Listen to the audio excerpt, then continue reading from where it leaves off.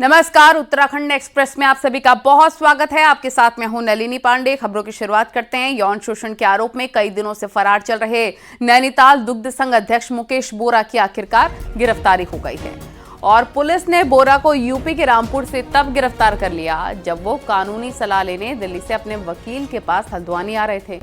High court से जमानत अर्जी खारिज होने के बाद से ही बोरा की गिरफ्तारी की कोशिश में पुलिस थी। बोरा पर दुग्ध संघ में काम करने वाली एक महिला कर्मचारी के यौन शोषण के साथ एक नाबालिग लड़की के साथ छेड़खानी का आरोप है कि महिला को बोरा ने परमानेंट नौकरी का भरोसा दिया। हालांकि गिरफ्तारी के बाद बोरा ने पूरी घटना को कुछ लोगों के द्वारा रची गई राजनीतिक साजिश करार दिया। आप सबको पता है कि कितनी बड़ी साजिश मेरे साथ हुई है। 2 वर्षों से जो लोग मुझे चुनाव में नहीं हरा पाए, आज उन्होंने ये अंतिम हथकंडे के रूप में मुझे 34 साल की जो मेरी मेहनत उसको बर्बाद करने की कोशिश करी है। लेकिन मुझे भोलू देवता और न्यायपालिका पर भरोसा है। आज हमारी टीम ने इसको जो रामपुर क्षेत्र है पश्चिमी उत्तर प्रदेश में, वहाँ से गिरफ्तार किया है। साथ ही जो इस विवेचना में इसकी सहायता करने वाले थे और फरारी के दौरान इसकी मदद करने वाले जो 4 अन्य लोग थे, उनको भी विवेचना में हमने शामिल किया है। उनके खिलाफ भी चार्जशीट फाइल की थी। हरिद्वार से खबर, यहां सीबीआई की टीम ने रेड की है और रानीपुर से सेंट्रल स्कूल के प्रिंसिपल को गिरफ्तार किया। आरोपी प्रिंसिपल को 30,000 की रिश्वत लेते हुए रंगे हाथ पकड़ा गया। स्कूल के संविदा स्टाफ से नौकरी बचाने के एवज में घूस वसूली की गई थी और शिकायत के बाद सीबीआई ने जाल बिछाया था। दिल्ली से आई सीबीआई की टीम ने आरोपी प्रिंसिपल राकेश कुमार को गिरफ्तार कर लिया। बताया जा रहा है कि गार्ड, स्वीपर, माली जैसे संविदा कर्मचारियों की नियुक्ति पर घूस मांगी जा रही थी।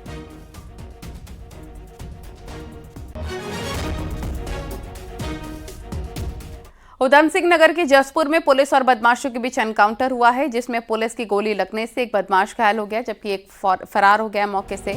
सुतमिल चौक के पास कल देर रात पुलिस ने बाइक सवार बदमाशों को रोकने की कोशिश की तो बाइक सवार मौके के पास से फरार होने की कोशिश करने लगे। इस दौरान फायरिंग भी की गई।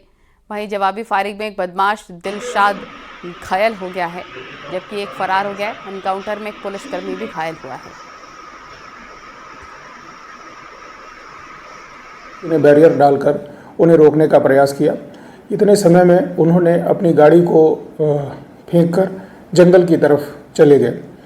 पुलिस जब वहां पहुंची तो उन्होंने पुलिस पर फायर किया। जवाब में पुलिस ने भी फायर किया, जिसमें एक व्यक्ति के पैर में गोली लगी और दूसरा व्यक्ति अंधेरे का लाभ उठाकर भागने में सफल रहा।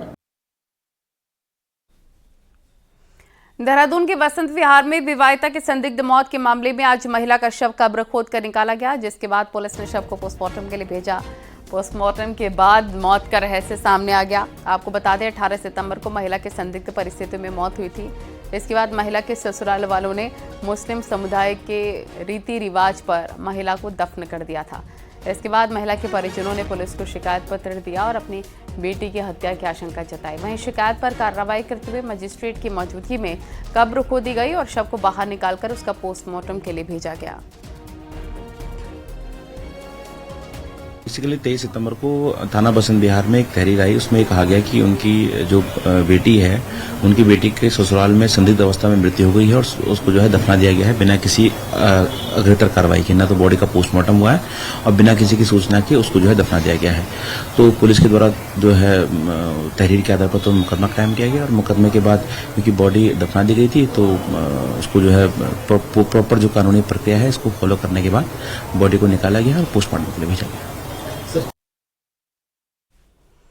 तिरुपति बालाजी के प्रसाद में मिलावट के बाद उत्तराखंड में भी मिल्क और घी की गुणवत्ता को लेकर रेड लगातार जारी है। देहरादून में खाद्य सुरक्षा की टीम ने शॉपिंग कॉम्प्लेक्स और डेयरी पर रेड की है। इस दौरान टीम ने घी और दूध के सैंपल लिए, जिन्हें जांच के लिए रुद्रपुर लैब भेजा गया है।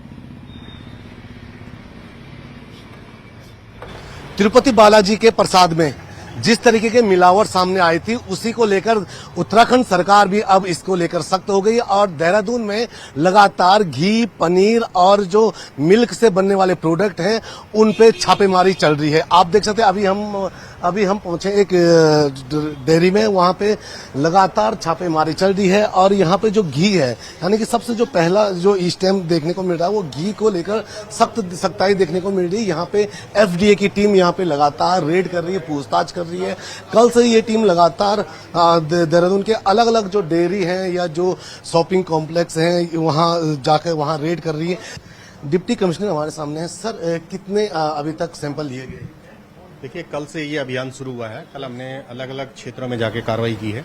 कल हमने 8 नमूने जो देहरादून में घी और उसके सैंपल के बटर के लिए, और आज और अगले कई दिनों तक ये अभियान जारी रहेगा। हमारा सहयोगी संदीप के साथ सत्येंद्र बर्तवाल, न्यूज 18 देहरादून। और वहीं हरिद्वार में खाद्य सुरक्षा विभाग हरकत में आ गया है। बुधवार को टीम ने उजाला डेयरी पर छापेमारी की और घी के सैंपल लिए।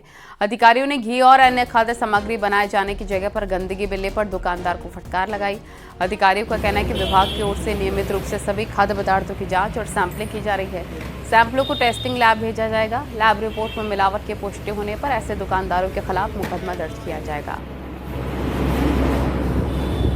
घी की गुणवत्ता की जांच के लिए हम विशेष अभियान चला रहे हैं, जिसमें टीम गठित की गई है।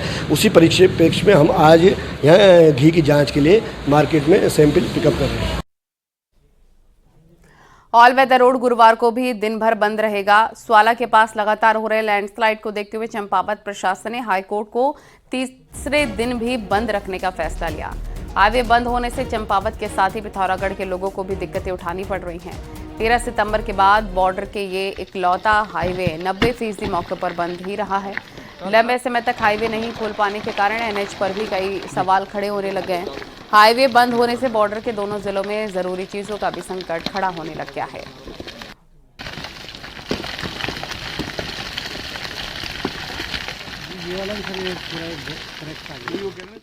ज्योतिर्मठ नगर क्षेत्र में आज शाम एक बार फिर से दहशत का माहौल हो गया। दरअसल शहर के प्रवेश द्वार चुंगी के पास अचानक से सड़क से पानी बाहर बहने लग गया। सड़क पर पानी कोई एक जगह से नहीं बल्कि कई जगहों से निकलता नजर आया है, जिसके बाद एक बार फिर से लोग दहशत में आ गए। लोगों का कहना है कि अचानक सड़क से पानी का रिसाव तेजी के साथ होने लग गया है। 2023 में भी इसी तरीके से नगर क्षेत्र के कुछ वार्डों में सड़क से पानी का रिसाव तेजी के साथ हुआ था। मारवाड़ी क्षेत्र में भी जमीन के अंदर से पानी बाहर निकाल कर आ गया था।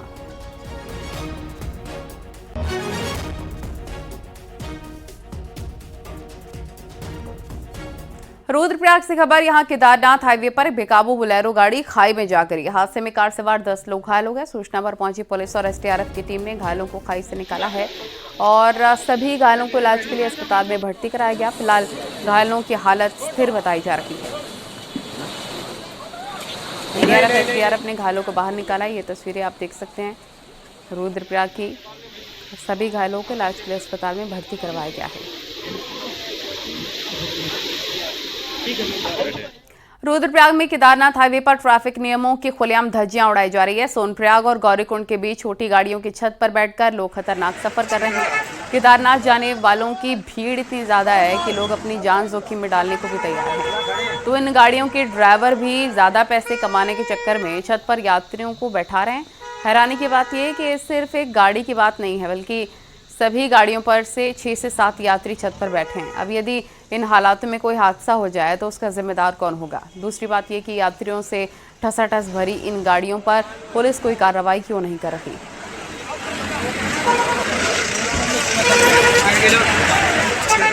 बद्रीनाथ धाम की लगातार यात्रा चरम पर है। मानसून की बारिश के बाद यात्रा में तेजी आई है। इसको लेकर स्थानीय लोगों में भी खुशी है। कारोबारियों का कहना है कि यात्रा बढ़ने से स्थानीय लोगों को फायदा होता है। जहां मानसूनी सीजन में 1,500 तक यात्री आ रहे हैं, वहीं इस समय 6 से 7,000 यात्री रोजाना आ रहे हैं।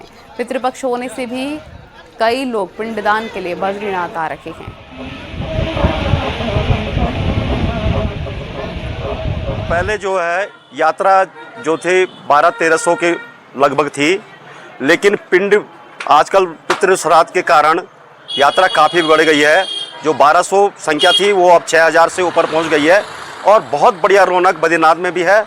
देखिए, मानसून सत्र में जो दैनिक आंकड़ा था 1,500 से 2,000 तक का वाहन आ रहा था, तो आज की डेट में ये आंकड़ा 6,000 के पार हो रहा है। श्राद्ध पक्ष भी चल रहे हैं, लोग भारी संख्या में आ रहे हैं।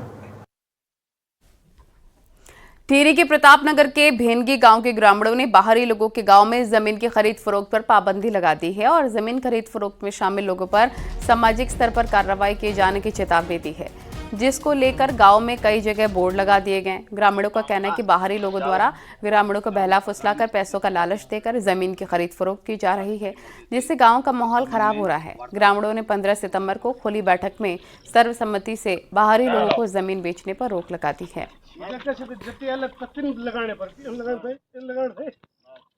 जमीन को बचाने के लिए जो है 15 तारीख को एक खुली बैठक की है, जिसमें कि सर्वसम्मति से ये निर्णय हुआ है कि कोई भी व्यक्ति जो है बाह्य व्यक्ति को अपनी जमीन नहीं बेचेगा और जो इसमें संलिप्त पाया जाएगा उसके खिलाफ जो है सामाजिक स्तर पर कार्रवाई होगी। पंडित दीनदयाल उपाध्याय की जयंती पर राज्य में अंत्योदय राशन कार्ड धारकों के लाभार्थियों को धामी सरकार ने बड़ा तोहफा दिया है। अंत्योदय राशन कार्ड धारियों को दिए जाने वाले मुख्यमंत्री निःशुल्क 3 गैस सिलेंडर योजना को साल 2027 तक बढ़ाने को हरी झंडी दे दी गई है। मुख्यमंत्री की घोषणा के तहत मुफ्त 3 गैस सिलेंडर देने की इस योजना को 2022 से 23 में लागू किया गया था, जो इस साल मार्च में खत्म हो गई थी। अब इसका समय बढ़ा दिया गया है। आज अभी 2024 के मार्च में ख़त्म हो गई थी और हमारी सरकार ने फैसला लिया है कि इसे 2027 तक उन अंत्योदय परिवारों को हम 3 रुपये हर साल उनको देने का काम करेंगे। उसका भी निर्णय हमारी सरकार ने लिया है। और बीजेपी ने आज पूरे प्रदेश में पार्टी सदस्यता को लेकर महाअभियान चलाया। बीजेपी के अध्यक्ष से लेकर बूथ लेवल कार्यकर्ताओं ने घर घर जाकर सदस्य बनाए। बीजेपी प्रदेश अध्यक्ष महेंद्र भट्ट ने अपने गांव चमोली के ब्राह्मण थाला पहुंचकर घर घर जाकर लोगों को पार्टी की सदस्यता दिलाई।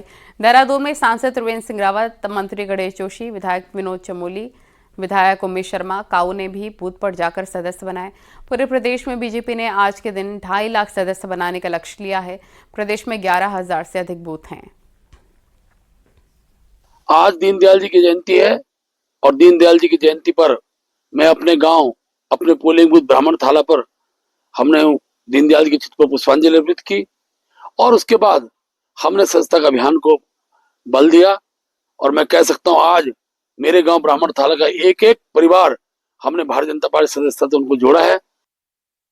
हमारी पार्टी का दीनदयाल उपाध्याय की जयंती पे सदस्यता महाअभियान है और अभी बैठे बैठे यहाँ पर मैंने अपने ही बूथ पे 200 से ज्यादा मेंबर अभी बनाए हैं।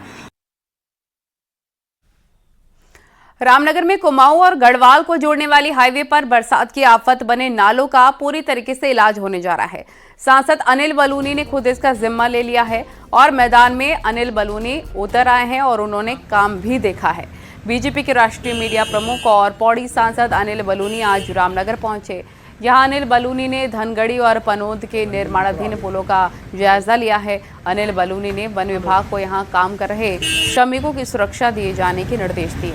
अनिल बलूनी ने कहा कि उम्मीद है कि अगली बारिश से पहले ये पुल बनकर तैयार हो जाएंगे और लोगों को बड़ी राहत मिलेगी। इसके साथ ही अनिल बलूनी पंडित दीनदयाल उपाध्याय की जयंती पर आयोजित कार्यक्रम में भी शामिल हुए, जहां उन्होंने सदस्यता अभियान में हिस्सा लेते हुए लोगों को बीजेपी की सदस्यता दिलाई।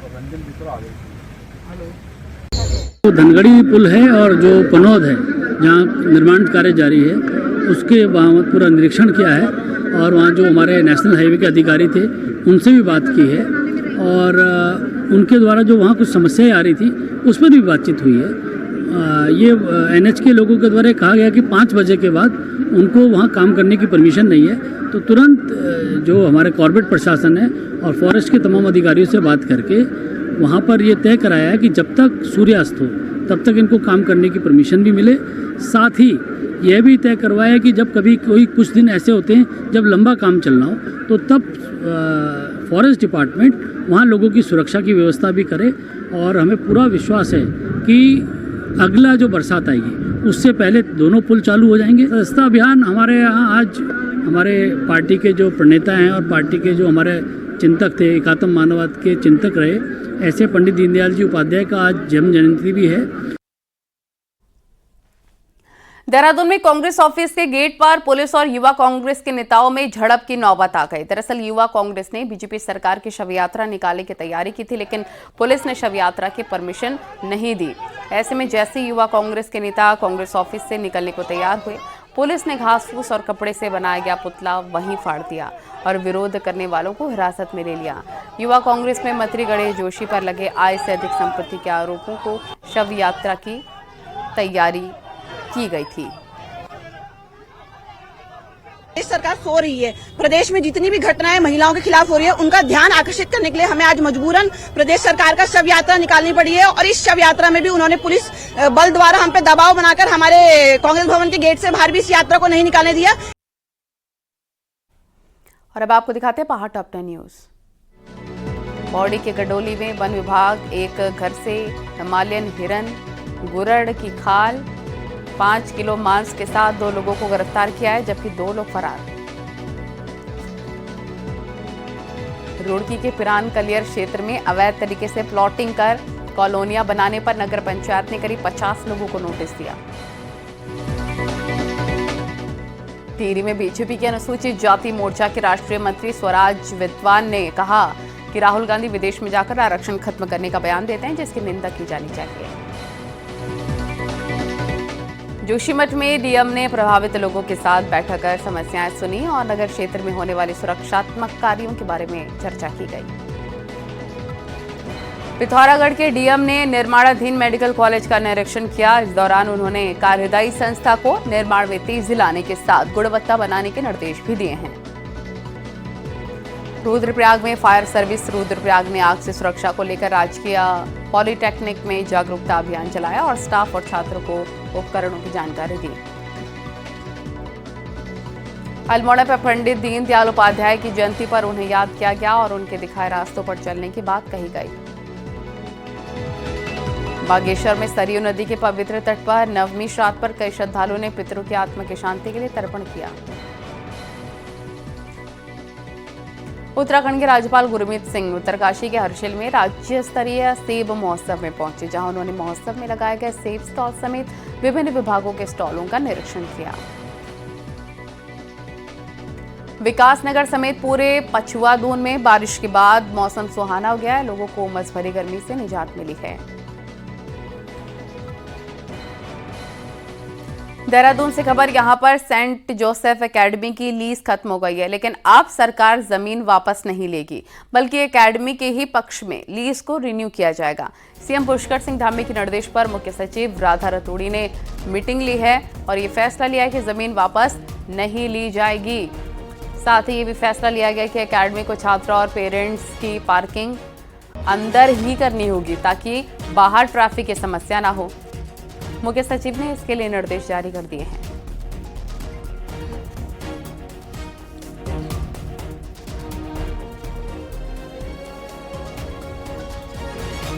केदारनाथ धाम यात्रा के मार्ग में गौरीकुंड के पास सड़क दुर्घटना पर सीएम पुष्कर सिंह धामी ने दुख जताया। उन्होंने ट्वीट किया है कि घटनास्थल पर स्थानीय प्रशासन, एनडीआरएफ एवं एसडीआरएफ की टीमें बचाव कार्य में जुटी हुई हैं। घायलों के उपचार हेतु आवश्यकता पड़ने पर एयरलिफ्ट करने के लिए भी प्रशासन को निर्देश दिया है। गंभीर रूप से घायल हुए 6 लोगों को एयरलिफ्ट कर एम्स ऋषिकेश भेजा गया है। प्रशासन को घायलों को हर संभव सहायता पहुंचाने एवं हादसे की जांच के निर्देश दिए हैं। आपको बता दें कि केदारनाथ हाईवे पर एक बेकाबू बोलेरो गाड़ी खाई में गिर गई थी। हादसे में 10 लोग घायल हो गए थे। सूचना पर सभी को बचाया गया है।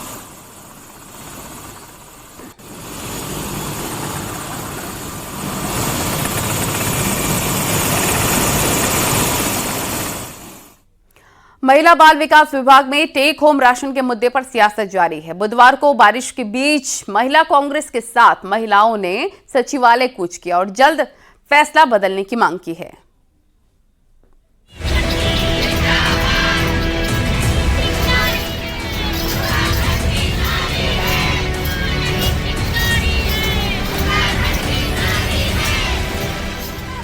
तेज बारिश में भीगते हुए प्रदर्शन की ये तस्वीरें देहरादून की है।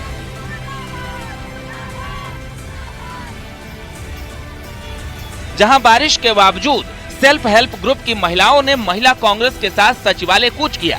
पुलिस ने इन्हें सचिवालय से पहले रोक लिया तो बारिश में ही महिलाओं ने सिटी मजिस्ट्रेट को ज्ञापन सौंपा। मामला टेक होम राशन की सप्लाई से जुड़ा है। महिला बाल विकास विभाग का ये काम अब तक पूरे प्रदेश में स्वयं सहायता समूह की महिलाएं करती थी, लेकिन अब ये काम NCCF नाम की एजेंसी को देने की तैयारी है।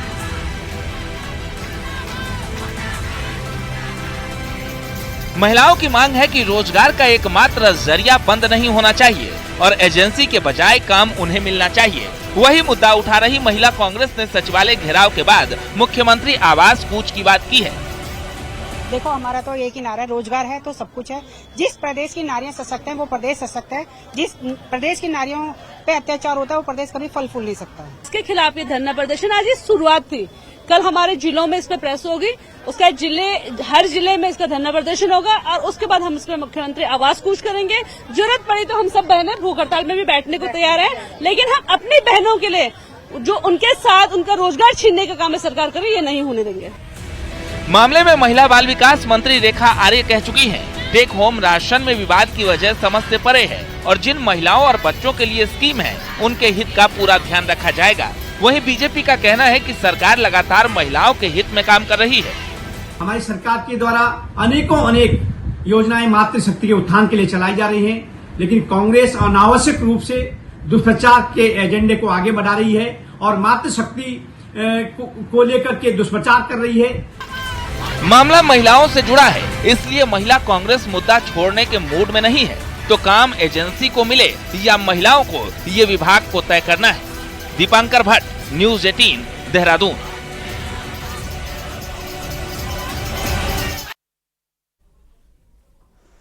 कांग्रेस नेता गणेश गोदियाल ने सोशल मीडिया पर एक वीडियो शेयर किया। वीडियो में गणेश गोदियाल को खेत में पावर ट्रिलर चलाते हुए देखा गया है। अपने गांव के बंजर खेत को खोदते हुए गोदियाल ने कहा कि पहाड़ों में खेती के लिए पहले ही जमीन कम है। ऐसे में जरूरी है कि जो लोग पलायन कर चुके हैं वो समय निकालकर पावर ट्रिलर के जरिए बंजर खेतों को उपजाऊ बनाए रखें।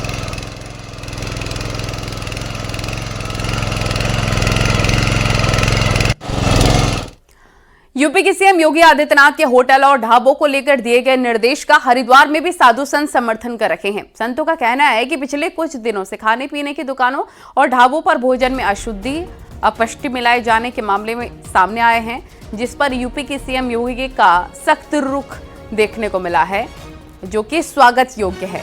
साथ ही संतों ने उत्तराखंड के मुख्यमंत्री पुष्कर सिंह धामी से उत्तराखंड में भी ऐसी शक्ति लागू करने की मांग की। के माननीय मुख्यमंत्री जी से मैं अनुरोध करूंगा कि उनको भी इस पर ध्यान देना चाहिए, क्योंकि उत्तराखंड उत्तर प्रदेश की लगती हुई सीमा है और जिस प्रकार से डेमोग्राफी यहाँ चेंज हो रही है उसके ऊपर भी सरकार कार्रवाई कर रही है और खास करके ये जो छापेमारी का अभियान शुरू हुआ है ये पूरे देश में होना चाहिए। और यहाँ वक्त हो गया एक छोटे से ब्रेक का।